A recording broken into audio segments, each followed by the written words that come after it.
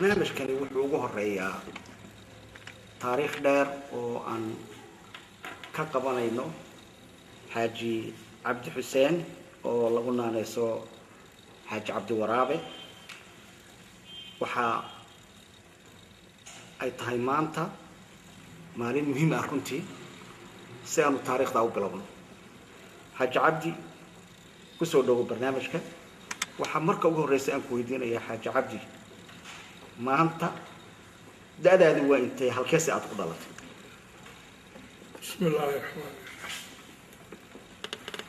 halkan ku dhashay horta waa madaarkan Hargeysa laagta jeexan ee ubaale la yidhaha afka ku haysa madaarka afkiisaan ku dhashay oon madaar ahayn kolkaas dee masallaha la yidhaha sanadkii ma noo sheegi karaysaa haddii xitaa xagga aanad ku sheegi karin sanadku caan buu ahaado wax maynaan qori jirin oo buwaag maynu lahayn laakiin caan buu laba nabarba caan buu ku ahaado gugi caana weynuu noqday caana weynaa gugi noqday waa gucaanoo soomaalida ku caanaa Somaliland waayo xaaji cabdi bal taariikhda kolka tirada iyo waxaa la qiyaasanaa jilaale gugaa xaaraama cunuu u dambeeyo xaaraama cune ayuu ku magac dheeraa gulnimadiisina caana weynay noqotay aniga oo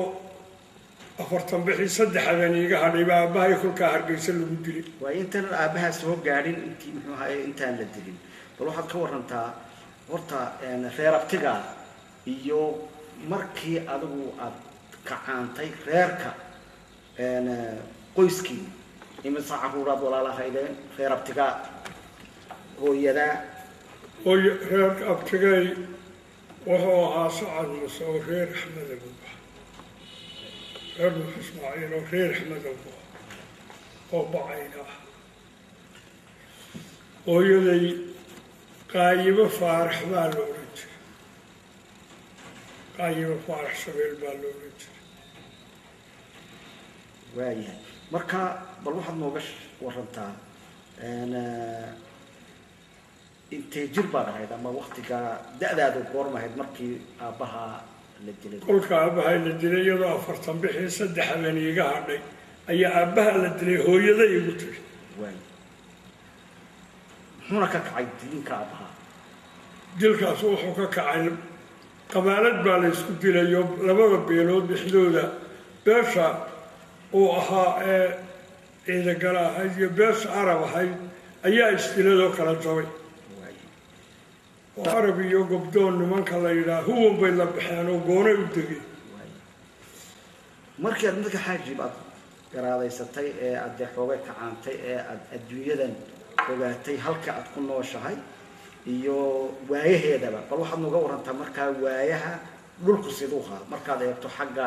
dhirta markaad eegto xagga baac mushtariga markaad eegto xagga dadka yani nooca dhulka aad ku soo kacaantay ee markaa ku dhalatay ee aad markaad u dhowyo 10 jir meelahaas bal dhulkaad ugu warrasado xalku dhulku hawdbo la oran jiray dhul 7 barwaaqa 7 abaarabuha baabuur ma jiro oo lama lahayn baabuur wada baabuur ma jirto baac mushtarigu muxuu ahaa dadku maxay baac mushtarka dadka niman Sacad Muuse oo reer Nuux Ismaaciil oo berbere iyo bulxaar joogaa loo safri jiray kolka halka awr wax lagaga soo qaato ma aha baac mushtar kale ma jiro waxa jiray kabare niman la oran jiro iyaga oo ilaa hawdka ogaadeen iyo محمد سويرك الأحمر شاب دبا أحمد بالي ترد حسين أبي وحكود انتي دبا أحمد وهي حاجة مركا وحد كون أول لغورها مريعية وحوغال إيغا كيري بعمشتك الأحوق لهم ما أقول كعان كيغا مركا كعانتي شقدي وجوه الرئيس إيه عقبتي مجيل جرباي هاي ما هول كلام قبتي محاي هاي جيل جيران كوكاي أقوم بانها جيران راعي جيران شنية لباتك وقاري shan iyo labaatan sannadood baan geela ku gaaro waxaa dhacday waqtigaas dhacdo taariikhdaada kule astaan weyn ninkii ama qoladii aabbahaa dishay ayaa markaa waxaad damcadeen in aargoosi aad ugu tagtaan bal qisadan nooga horran sida u dhacday shir weyn oo rag waaweyn oo kolkii mudakar ahaa fadhiyo ayaa la yidhi nabadiina dhacday dowladdii ingiriisna waatanoo waa joogtaa colaadiina jabtay xuseenna laga samri maayo cismaan guuleed oy ilma abtiyiin ninkii ha loo dilo xuseen ilmadiisana waa kuwan qaash aniga ninba iga weynaa oo nool 4 baanu ahayn oo 2 way dhimatay 2aanu ku noolay wuu iga weynaa walaalkayga kale ninkaa ha loo soo dilo 3 nin oo kale iyo aniga 4 tagadaasaa la isku daray 4 qoraanu qaadanay reerkii baanu nimi goor casar oo gaaban wuuna salaamay waana gartay aabbahay waxaa dhalashay ducan nuur maxamed isaguna waa cismaan guuleed maxamed ninkaasaynu kaga sabraynaa oo xuseena ninkaa la soo dilaalay 3 ninna waa ii garbo anigana qorigay xabaddu iigu jirtaa ninka gacanta le baana roobbaa wanbuu noo qalay dabbuu noo shiday wuuna garanayaa kana waa ina xuseen kana waa ina cabdi cilmi kana waa ina cabdilaahi mire ii fadhiista awow kolkaan isu sheegnay ayuu sidaan ugu gartay ii fadhiista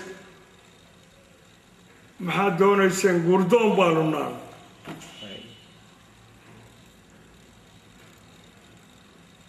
iyadoon weli neefkii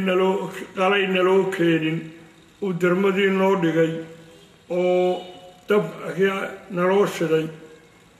ayaa roob soo daatay aqal weynoo labadaryaalo la odhan jiro isku dhisan buuloo uu dhisan aqalkii baan roobkii ka gallay qoryaan xabaddii baa noogu jirta kolkaanu aqalkii roobkii ka gallay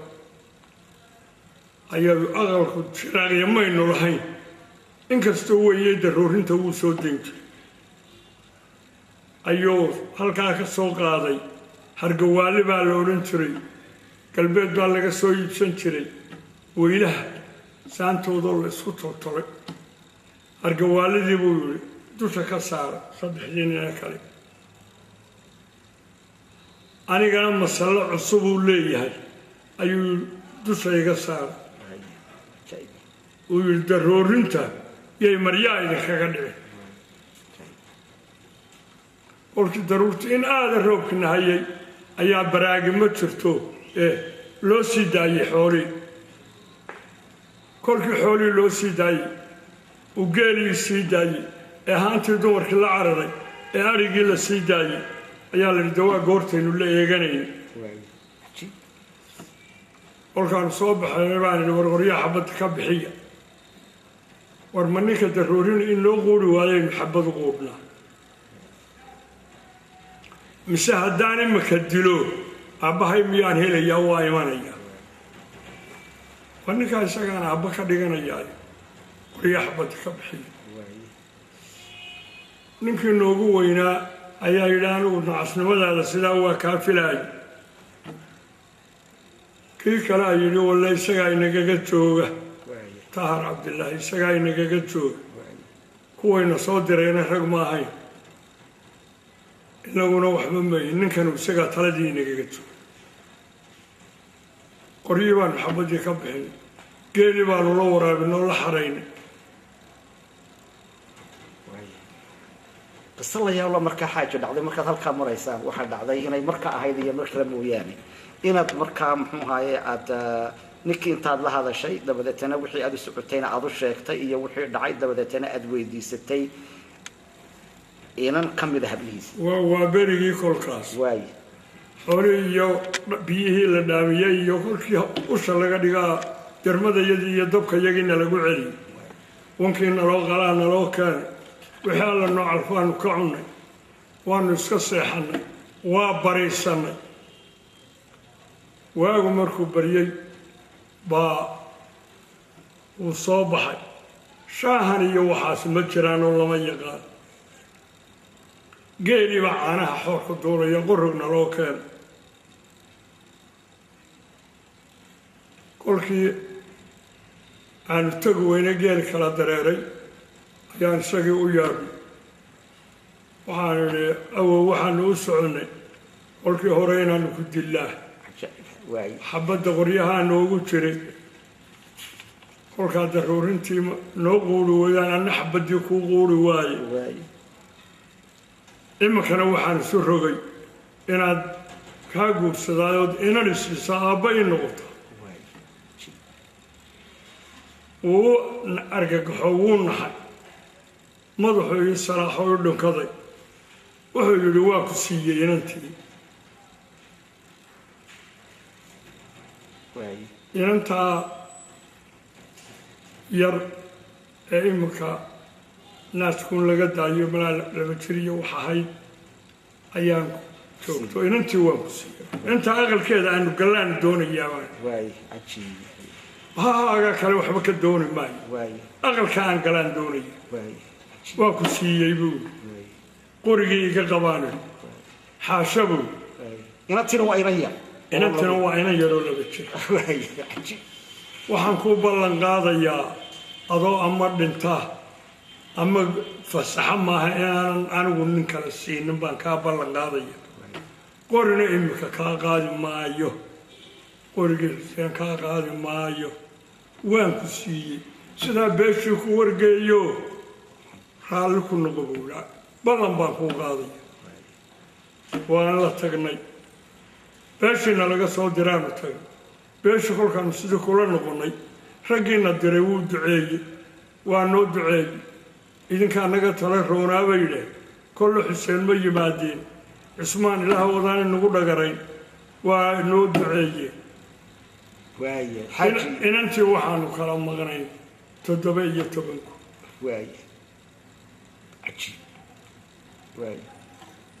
iyadoo imse jiraad isku soo noqotay iyadoo 17 jiraan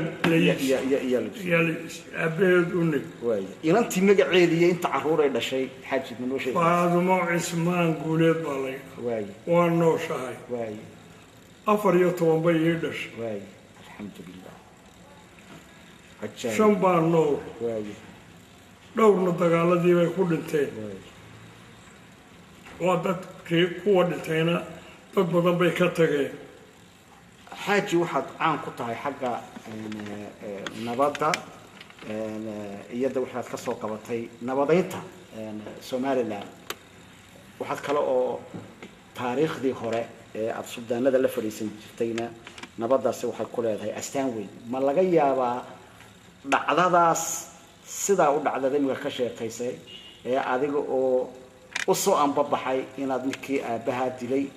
addishaan deedna aad nabad qaadatay inay astaan ku leedahay hawshaada nabadeynta ee ilaa maanta aad hayso waa ku leedahay waxay ku leedahay dee kolkaad labanbaa kolkaad kacda aada mid ku kacdaa inaad nin dhib lowa noqoto iyo nin aslaaxa inaad noqoto anigu dhiblow maan ku kicin waxa taa ii xigay niman ogaadeenoo reer cali la yidhaah baanu jaarnoonu isdilin ilaa geelayga laygu galo ragga doonto maan ahayn ilaa geela dhexdiisa way xaaji ka soo anbaxday hawshii geeljiranimada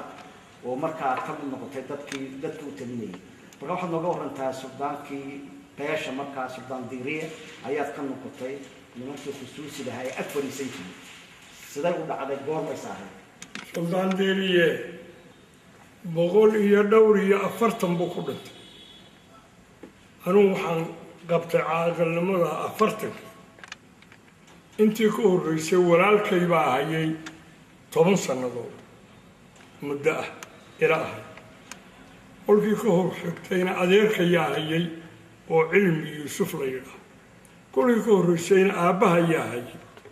oo suldaan diiriye raggii boqorayee kaliyihiisa ahaa marka xaaji cabdi run ahaantii wuxuu ka soo dhex baxay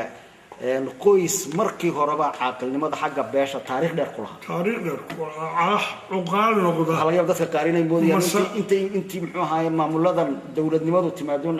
xaaji cabdi xuseen in xumaamada la saaray taariikhda dheer bay leedahay taariikhda dhaxalkee 5 baan u dambeeyay oo iga horreeyay suldaan diiriye iyo maxamed dallin iyo xaaji maygaag iyo yuusuf aadan baa ciidagala berbera kolkii aanay dowladdii masaarida soo dhaafin tukrigaa wax dowlada inoogu horreeyey masaariduu inoo dhiibay masaaridii baa intaa cuqaalnimo uga dhigtay madax uga dhigtay reerka reerba rag baa laga qoray xaaji cabdi xagga marka la eego nidaamka cuqaasha ee waddankeena Soomaaliland uu leeyahay beesha aad ka timi waxay ka mid tahay beelaha systemkooda ama nidaamkooda caaqilnimadu aad taariikh dheerna uu leeyahay waliba labadii nin ugu dambeeyay suldaan diiriye suldaan cabdillaahina ay sidii ay isku dhaxleen iyo afcaashoodii ay qiimo weyn ay ku leedahay bulshadeena iyo waddankeena bal suldaan diiriye nooga sheegtay suldaan cabdillaahi oo nin aynu ku dambayn doono bal isagu sidoo ha suldaan diiriye wuxuu ahaa boqoradan dee imika nimaan shabihin nin boqorahoo caama buu ahaa oo caqli badan buu ahaa maxaad xasuusan kartaa adigu yani umuuruhu qaban jiray maxaa ugu muhiimsanaa umuuruhu qaban jiray dee aslaaxa beesha dhexdeeda ugu weynaa dhibaato lahaado wixii diida ee boqornimadiisa dhan ka noqda colaadda aabbahay lagu dilay yaanu beeshaasu gooni u degine oo beeshaas iyo gooni u bixin bay ahayd ee la isku dilaayo xaaji cabdi waxaa muxuu ahaa taariikhda imika aad ka warramayso aynu ku soo dhowaanay sheekhii magaalada sheekh madar oo aad xiriir wanaagsanna lahaydeen aad garanaysana oo waktigaasi aad ugu dadaalayseen idinka oo kaashanaya xagga diinta iyo khibradda diinta uu leeyahay inay beeshan ay ka baxdo dagaalka iyo cadaawadu ay ka dhexdo bal sheekha nooga sheekay iyo waqtigaasi wixii dagaale ee taagnaa ee aw hor joogsaday iyo sidii aad isugu keenteen beeshu inay hadda u soo anbabaxdo beel isa saamaxda oo walaala ah waqtigaas xaaraama una waqtiga la baxay oo reerba reerku ka xoog roonyay dilayo oo colaad xumi soomaalida oo dhan dhex taallo oo dowladi jirin mid ingiriis ah iyo mid kala mid oo ingiriisku intuu yimi oo masaaridii nagala wareegay haddana uu degdeg u noqday 22 ayaa laba nin oo xidid ahaa sheekha dhisay aw barkhadle ee cabdillaahi geelle iyo xaaji faarax oo reer xaraf ahaa beeshaa la odhan jiray reer samatar ahaa ayaa uu ka guursaday sheekh cabdillaahi geelle khadiija faarax waxaa jireen galbeed bay tageen oo qur-aankay ku dirir ugu tageen adari iyadoo la isdilaayaabay labadoo wada socdaa yimaadeen waxay yidhaaheen suldaan diiriya u yimaadeen iyo beeshiisii aabbahay ka mid yahay waxay yidhaaheen waxaanu haynaa dagaalkaa lagu xaaraamo cuna inin wax ka taraya colaadan oo dadkaa dabkaa qaboojinaya oo haybad leh oo diin leh oo waa kuma waa sheekh madar axmed war waan aqaanaaye dab maysa soo raacayaa haa farday fuuleen oo labadoodii baa ku noqday baabuur ma jiro arladaana xabashaa haysataa sheekhii bay soo kaxeeyeen suldaan diiriyaa kuu yeedhay iyo beeshiisii hargeysay keeneen halkaa imika jameecadu masaajidku yahay ayaa looga dhisay waab masaajida iska hawd bay haydoo meel waxaan waababka dergadaa la yidhaahna waa loo dhisay isagoo sidii u dhex joogaa dagaalkii dhacay isagoo dhex jooga oo wacdiyaya wuu eedaamay waa la ysugu yimi wuxuu yidhi waa idin ducaynayaa labadiina beeloodba dagaalka joojiyey waa la yeeray labadiiba way yeereen barina culimuu u diray galbeedna culimuu u diray culimooyinka waxay keeneen ha noo yimaado labada bari iyo galbeedba meel la xaaxay fadhiisteen meesha xaaxi la yidhaah ee ood weyne ku dhow ee imika weli dariiqadiya meel la arabsiyay fadhiisteen labadiiba waxay yidhaaheen ha noo yimaado sheekhi diyaar baanu u nahay colaaddana waa joojinaynaa qolo waliba culimay sii dirto kolkii dagaalkii sidaa ku gaboobay ayaa ingiriiskii 18 berbere ka soo degay sidan ku hayaan ugu taariikhda kolkuu soo degay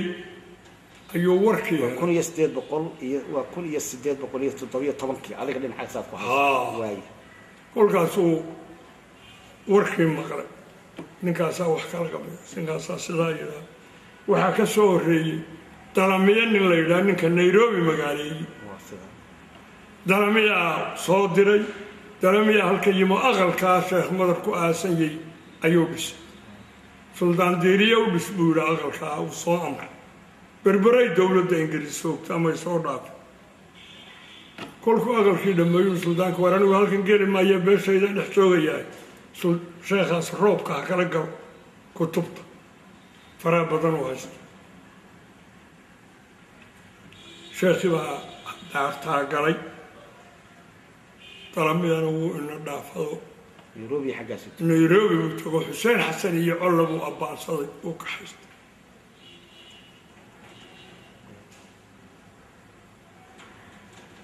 beelihii sidii sheekh madar meel 4 qiblaba bari iyo galbeedba waa laga siyaartay waa laga ducaystay sababtaa la isugu yimi ay magaaladu ku magaalowday ee lagu qaboobay bari iyo galbeedba ee xaaraamo cuna ku baktiday sheekh madar baa u sabab ahaa qolana sooma dhaafaynin qolada galbeed sacad muse galbeedna xaraf sacad musahana xeebtu ku sinayd shiishu ku sinaa way xaaji muxuu ahay markii halkaa ay xaajadu marayso ee dhulkii nabadii ay ka dhalatay dabcan xaggii taariikhduna way socotaa suldaan diriya wuu dhintay suldaan cabdilaahi inankiisiibaa boqortooyadii la wareegay adiguna waxaad ka mid noqotay raggii kusoo dee maaragtay suldaan cabdilaahi muxuu ahaye la fariisan jiray anigoo caagana buu dhintay walaalkay oo suldaan cabdilaahi aan wax ka boqray waay ninka marka suldaan cabdilaahi suldaan diriye oo ku soo beegmay waqtigii xornimo dirirkii muxuu ahaye wadanada afrika ama muxuu ahaye siiba muxuu ahaye somaliland waliirno waxaad nooga warantaa shakhsiyadiisii iyo sida uu ahaa afkaartiisu marnaba horta isaga ingiriiska ismay waafaqin aabihii suldaan diriyana ismay waafaqin raas diidan mustacmarkaa oo iyagu isu haysta madaxweyne iyo dowlad dunida u haystay ahaa suldaan cabdilaahi iyo sulaadiinta iyo dadku iyo annagu waanu iska hornay rag jaambiirkaahin u odayay oy laba walaalay kala dhaleen iyo aniga iyo cali xuseen cilmi aanu u xigno waanu ka hornay wuxuu yidhi gaalka ayaan la waafaqin iskuulka yaan la gelin waddooyinuu inoo samayn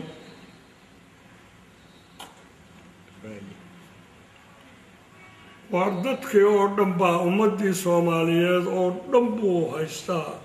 soomaalidii buu xukumayaa soomaalidii baa iskuullada gelaysa sideenaan dadkii kale hadduu galay waa gelaynaa baanu halkaasoo saddexdayadiiba aan iskaga hornay iyo rag badan oo kaloona raaca siiba xaaji adiga iyo Faysal Cali Waraabe aabihii Cali Waraabe aad buu idin dhibsaday suldaanku maalinta oo muxuu ahaay waxa muxuu ahaay aad iyo Jambir saddexdiinaasi marka saddexda dilabu waya wuxuu la yaabay isagu doonayay inuu Ingiriis iyo ay muxuu ahaay meesha ka tagan bas war kan dadkii kale ee beeshii kaleba beelihii kaleba ku qaadanina bilays ka baxa liisan dukaan ha qaadanina mid baabuur ha qaadanina innaga iyo iskuullada iyo carruurtu gelin innaga iyo Ingiriisku aan kala go'naano isagu guddoonkiisu markuu beeshii sidaa yidhi saddexdan nin way ridoobeen way hor yimaadeen hal dib saddex ku dambaysa beesha saddexdan nin iyo Muuse Kaahin nin la oran jiray iyo Cabdi Goonji wixii la raacay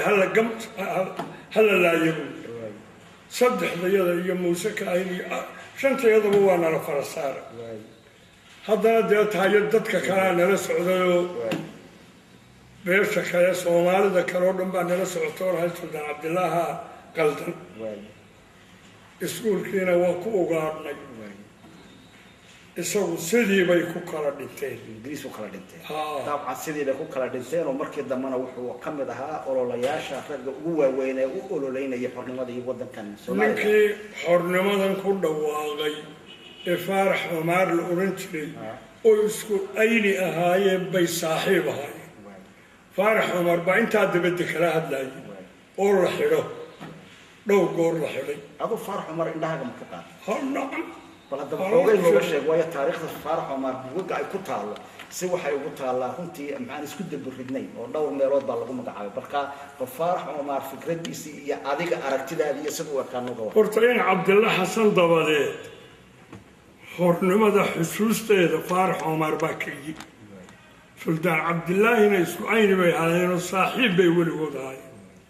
wuxuu ahaa nin quwad weyn oo laxaad weyn wuxuu ahaa nin midabkan casaankana aan ahayn madowgana aan ahayn midban la yidhaaho marin dhalaal ayuu ahaa wuxuu ahaa nin qiimo badan oo calool adag haddii aad soo qaaday sidii u ekaa balan ku yaro noqonaya Suldaan Diiriye iyo Suldaan Cabdillaahi sida u ekaa Suldaan Diiriye Suldaan Cabdillaahi niman casaan oo qurux badan bay iskuna eg oo laf waaweyn dadka badankii Sultaan Cabdillaahi rag soo gaaray waa nool yihiin nin qurux badan oo laf weyn buu ahaa labaduba xaaji markii dambe muxuu ahaay taariikhdu soo dhawaatay Sultaan Cabdillaahi Diiriye marnaba muu qarsanin dagaalkii Ingiriiska kula jiray laakiin wuxuu ahaa nin maartay isla markaa fikradiisu xagga Soomaali weyntuna aad ay u fidsan tahay oo markii taariikhda laga warramayo rag ugu waaweynaaye ma arkayay inay Soomaalida geeska Afrika ku nool isku wada timaado dhacdo weyn baa dhacday oo taariikha oo markaa dadka Soomaalida ee Horn of Africa jooga oo markaa isku wada waxay ahaayeen siba dagaalka loogu wada jiray waxa aad u raacday socdaal dheer oo aad ku tagteen Muqdisho 1900 iyo haddana qaldan 48 qisadaas isday ku timi maxaa sabaliyay inuu Sultaan Cabdillaahi iyo waftigii aad ku jirtay halkan intay ka tagaan ay Muqdisho tagaan waxa dhaliyay kolka hore shir buu qaaday Ingiriiska horta haystay shanta Soomaaliyeed ee la qaybiyay kolkii Ardi Sababa la qabsaday xayr salaasa Talyaanigu ka qabsaday Ingiriiska baa u dhigay wixii adari dir dhaba wixii xagga ka xigu u celi waxay salaasa u dhigay dir dhaba waxa ka baaleeya hawaas inta la yiraahdo ugu sokoysay NFD iyo Nairobi Ingiriis baa hayay fadhiyay xamarna Ingiriis baa fadhiyay Djibouti uu tala ku lahaa innagana Ingiriis bayna haystay Djibouti uu tala ku lahaa maahe afarta kaleba Ingiriis baa gacanta ku hayay kolkaa wuxuu damcay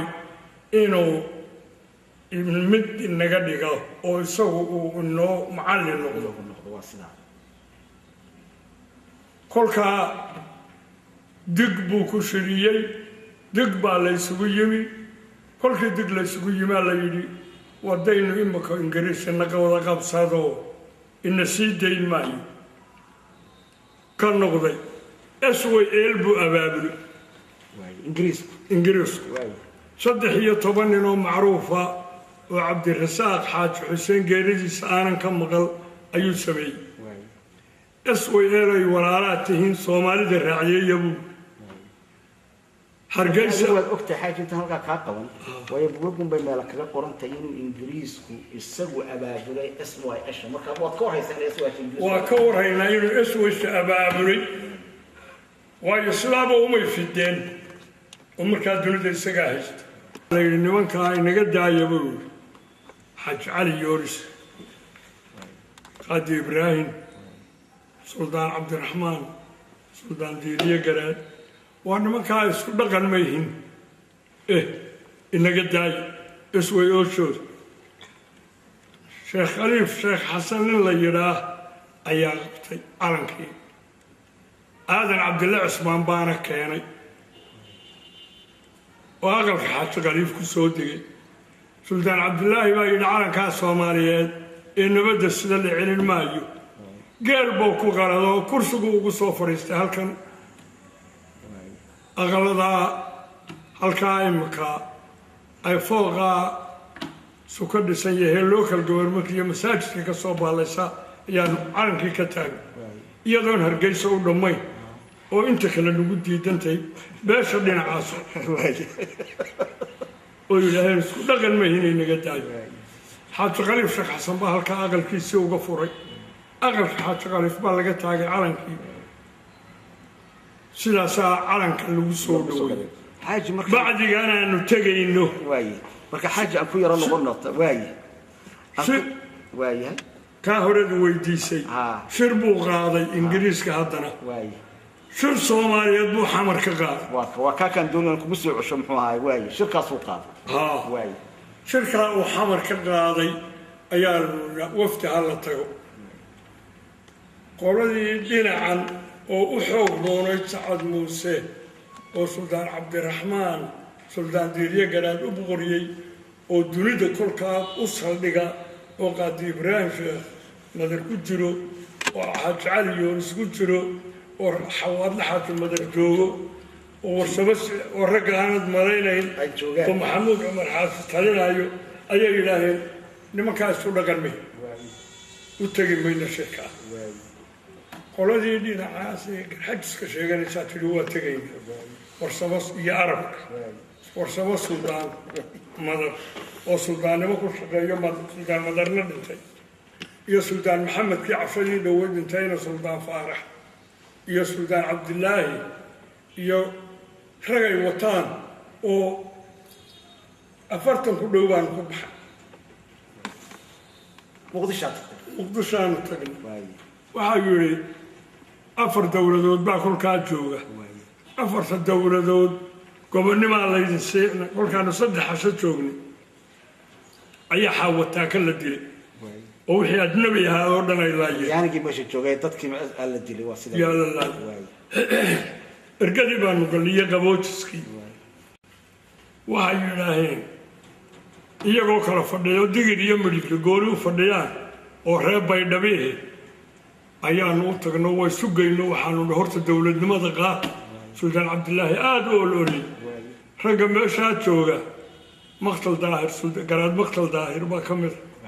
وقيم يسوون حقه وقاعدين حقه أكيد مختار عمر وقاس با كمد شيخ علي الجوهر با كمد شيخ علي الصوفي با كمد شيخ خليف با كمد شيخ حسن يبرها كمد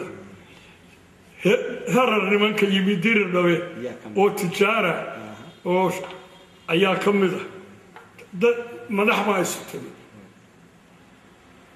انت يوم باكر سلطان عبد الله وسلطان افريقيا ايو شيغان جيري سو وسلطان صومالي سلطان عبد الله قدوميه markii meeshii la isugu yimi ingiriiska yidhi 4 dowladnimo dowladood mid unbaa idin macallin noqonaysa dowladnimaanu idin siinaynaa kala doorta waay suldaan cabdilaahi oo ingiriis la colaha ingiriisna wuxuu doonayaa in isaga la yidhi shantiina soomaaliyeedna waa la isku darayaa buu war hadhow ka qaadan kari mayne aadan cabdilaahi cismaan iyo xaaji maxamed xuseen iyo cabdilaahi ciise iyo nimankaasuna waxay dhaheen talyaani maahay cid kale ma naqaan isna wuxuu yidhi war hadhow ka qaadan kari mayne ingiriiska kol dambe isu dhiibi mayno talyaani baa noo macallin noqonayaa la yidhi wuxuunbaa inoogu daran baa la yidhi innagoo iskhilaafno kala yaacnee sidaa ay garteen suldaan cabdilaahi iyo reer xamar ayaanu garanaan waxaa dhacday kolkaa muxuu sameeyey shantii soomaaliyeedu isku soo ugaadhay ayuu qolo walba halkeedii ku nagay etoobiyuu siiyey oo wuxuu xadkan ina guuxaa maro waa kolkuu yidhi waa sareef kenyana kenyuu ku celiyey qoladii innagana halkeenniiba inagu jooji taariikhdaasi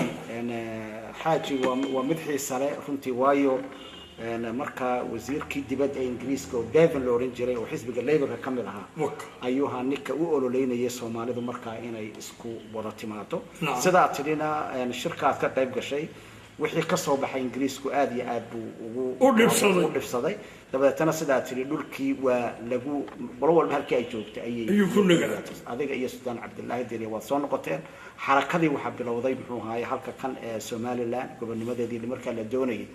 taa muxuu ahaa waan ku dambeyn doonaa laakiin adigu xiriir gaar ah waxaad lahayd had iyo jeer ragga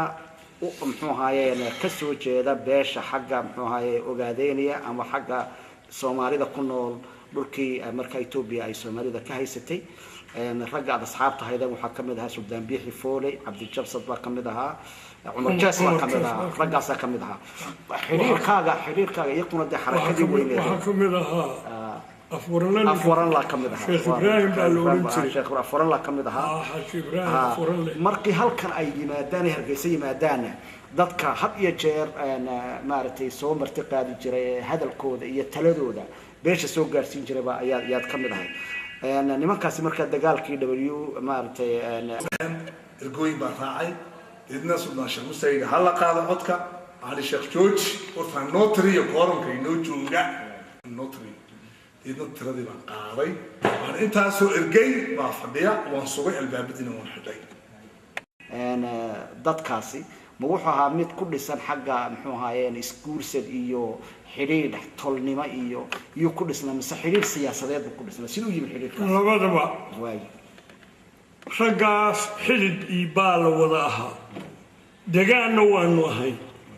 ولا بيستشهد هذا ركتو غير كلا قاعدة واسحكتا قالوا كل قال لك لا قادو قالوا ما لهم بيقادا لانه اذا السبيل دوي وحبا كلا قادو ما يسان رجا سوا رجا لو ودا عبد الشمسد iyo Umar Jaas iyo raga habla wada dhalay iyaguna inta in cidin leeg bay u dhaleen kolka inta xabadu dhacaysa ma inta kala walaalba iyo abtiyesid iyo sadaq baalayso dhaqanka Soomaalida la waxaanu ka lahayn xiriir xagga deegaanka xaggii siyaasadda kolkay xabashida la culowday ay soo galeen dawladnimadeena inaynu dawladnimo inagu qaadanay aad uga shaqeeyay oo Suldaan Biixi Suldaan Foole wuxuu raacay Suldaan Cabdiraxmaan iyo Suldaan Cabdilaahi iyo la dhalatay Michael iyo Dubaaliya kolka dawladnimadana inaga waxay lahaayeen kolka qoladanu dawlad qaadato ayaa qolada la idin la kicin doona xagga siyaasadana xaggaas laga yiri aad baa reer Hargeysa u soo dhaweeyay aad baa loo caawiyay may ogaanin inay qariib yihiin kale sidaas lagu ahaa walaal waa la istilciiday ma xusuusanay hay ilaa markii dambe xaaja sanadahan xitaa dambe oo muxuu ahaa waxaan xasuusanay Sheekh Xariir oo isagana saaxiib ahaydeen oo Sheekh Xariir iyo Sheekh Yuusuf Xayle Sheekh Xariir iyo Sheekh Yuusuf Xayle oo isagana saaxiib ahaydeen halka kugu yimid Sheekh Cabdiraxmaan Barkadle raggaas oo dhan sheekh herari ninkii la oran jiray waa sidaas wixii qariiba ee jihada ka yimaad odayun baan u ahaa alxamdulilah oo ku soo dhaweynay waa sida weey culimaa diinka waa sax ama waa la igu colaadsay oo waxa la yiri ninkan culimadii la oran jiray aqalada localka ka horjeega dhisatay wadanka ay ahayd sheekh faarax wadaad ka mid yahay oo sheekh maxamed ka mid yahay sidaa idinku u xurmaynaysaan annaga nooma xurmeeyo dhinaca maxamed subeer weyne waay ansaarudiin waay annagu culimadii dee aanu xididka ahayn ee soomaalida ahaynoo etoobiya ka soo baxsato ka soo qacday ayaanu aniga iyo maxamediid iyo bidhaan iyo cabdiraxmaan garyare ninkii la oran jiray iyo mahdi buuba iyo haddii alla yidhaha rag ragi oon maanta waxbaba ka noolayn ayaanu soo dhaweynay xaj waxa la yaab leh adigu muxuu ahaa sida taariikhdaadii hore dee aad nooga warrantay geerjiraad kusoo muxuu ahaa ka caantay nin dhulkii soomaalidu cilmiga doonanaysa heer iyana maa tegin haddana xiriir la yaab leh ayaad lalahayd sheekhdaas oo dhan sida aad u magacaabaysa raggaas oo dhan waa raggii qiimaha lahaa ee geeskan aynu adduunyada ka degannahay xagga cilmiga loo daba fariisan jiray siday ku dhacday xiriirka sidaas inay adiga iyo culimada idin dhex marto waa abuur ilaahay ninba waxbuu ku ilhaamiyaa dadku laba un weeye nin dhib lowa iyo nin dhib iyo dheefba leh iyo nin aqribiyadiisu dheefta tahay anigu dadka kuma dheeraynin kacaankaygiiba dhiblow in la isdhibo dadkaa wadayaal ninku kacay maanahay xaaji aan kusoo dhawaano marka taariikhda halka aynu marayno hadda waxaan kusoo dhawaanaa kontonkii yaraantaydina ragga waaweynun maahay ragga aan la ayni ahay maan raaci jirin ama wadaadun baan la sheegaa ama nin madax ahun ama nin taliya ahun baan kusoo dhawa kolkaan magaalada soo galay inakoo soo gabagabanaynaa xaaji muxuu ahaaye qaybtan maanta aan kusoo dhawaan hadda waxaynu kusoo dhawaanay kontomaadkii waad ka warrantay muxuu ahaayeen hawsha sidaasi xaggii xarakadii iyo muxuu ahaayo meel kale aynu ku haynaa lakiin waxaan kugu soo celinayaa ingiriiskii markaa joogay cuqaashii talinaysay waaweyneed baad ka mid ahay ragga ingiriisku u yeedhyeedho ee hawlaha reeraha ugu yeedhyeedho ma ka mid ahay raggaasaan ka mid ahaa waayo anigoo u yar 84 caaqil ina xuseen buux laba nin baa iga yaraa iyo ina jaamaca ayaan soo gaaro qalinla xirsi ka guddoominayo dhex fadhiyaan soo gaaro qalinla xirsi wulid saalim oo abahay saaxiib ahaa waxaad ka warrantaa ingiriiska raggii waxaa ka mid ahaa markaa idin soo maray kama ka mid ahaa waxaa ka mid ahaa karal baa ka mid ahaa raggaasi sidii ay idinla dhaqmi jireen iyo sidii aad ugu jawaabi jirteen bal wax nooga sheeg raggaas waxay noola dhaqmi jireen diinta horta may faragelin dhaqankeennana may faragelin manay ogolayn inaynu hore u sii marro oo soomaalidu aynu hore u sii dheerto waxay noola dhaqmi jireen si sharaf leh wax mustacmarsadaa ingiriisu wanaagsana inaynu istiloo isku baaba'no ma ogolayn in la isku duubmo jawaab qura la bixiyana ma ogolayn oo naga kacla yidhaah raggina sidaa way isku afgaranayeen waaya xaaji su-aashii ugu dambeysay qaybtaa hadda suldaan cabdillaahi deeriye iyo madaxdii ka dambeysayba markii suldaanku aw dhintay marnaba adiga caaqil baad ahayd beesha